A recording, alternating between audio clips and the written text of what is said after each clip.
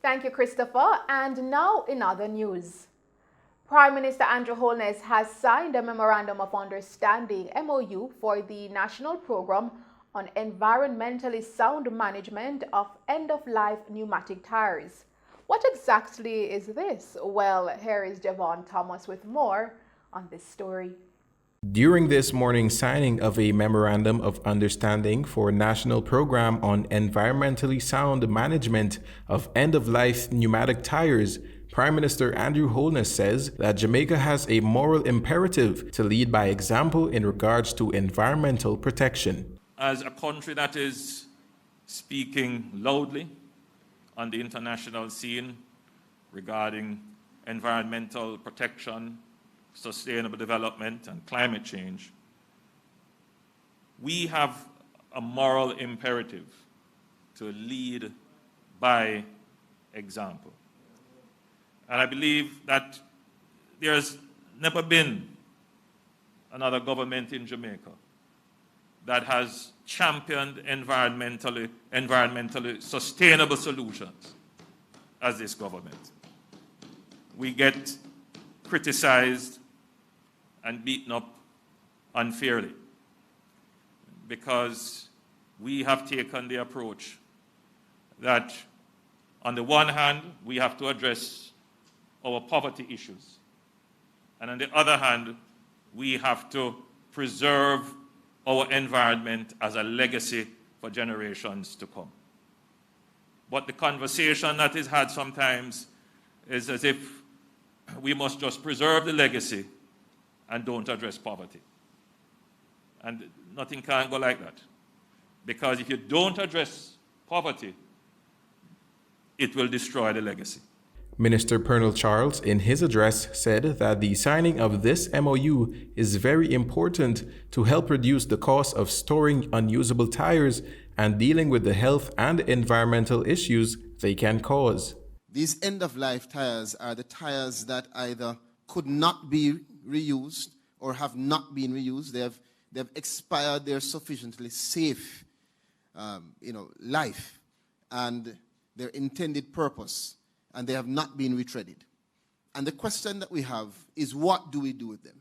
We know in Jamaica that we have a propensity to burn tires for many different reasons.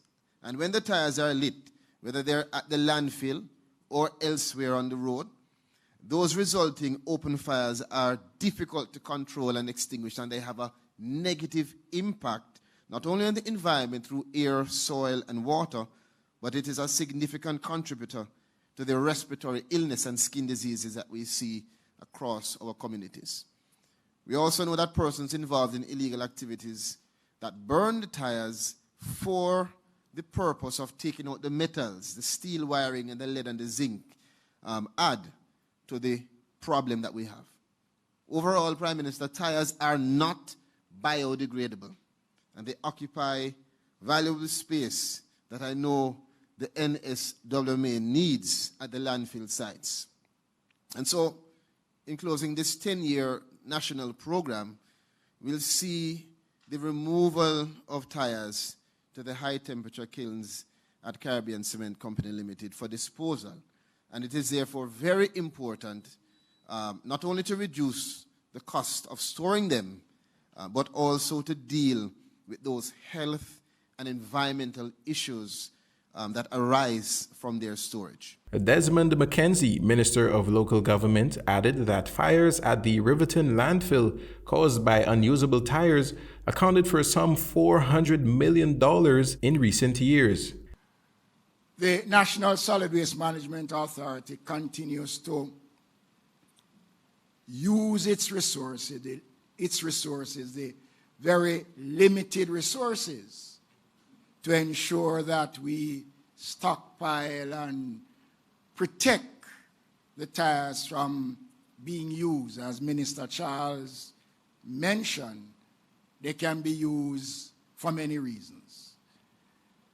In 2012 to 2015, fire at the Riverton City landfill, which could be attributed to the deliberate burning of tires cost the taxpayers of Jamaica between 2012 to 2015 some $400 million. One fire alone costs over $300 million. And even today, we are still paying the persons who took actions against the government because they were badly affected by the effects of those fires. Meanwhile, Managing Director of the Caribbean Cement Company Limited, CCCL, Mr. Jago Castro says that the signing of this MOU marks the long-term and the national continuation of this project. Last time we were here was back in 2019. We signed then an MOU along with several government ministries and entities to initiate at that time a pilot, a Rockford plant. Under that agreement, nearly 6,000 tires stockpiled at the Riverton City disposal site in Kingston were removed to our plant in Rockford and were processed in our kiln successfully. The process took place over 40 days, and the waste was converted into energy for our plant. Ladies and gentlemen, today's signing ceremony marks the continuation of the project over the long term and at the national level. It represents an extension of our shared value purpose of being responsible corporate citizens and will result in positive environmental and social inputs. It also represents the culmination of the commitment given by Carib Cement to reviewing the pilot project following its completion with the overarching view of creating a safer and more sustainable way of not only disposing but incorporating these tires into a circular economy process. This certainly will reduce our CO2 emissions by replacing fossil fuels in our process and avoiding the emissions that otherwise will be generated in the degradation process of these tires in Riverton landfill.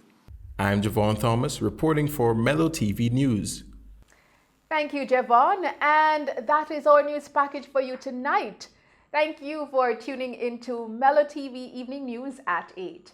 I am Tamara McHale. Stay safe and pleasant viewing.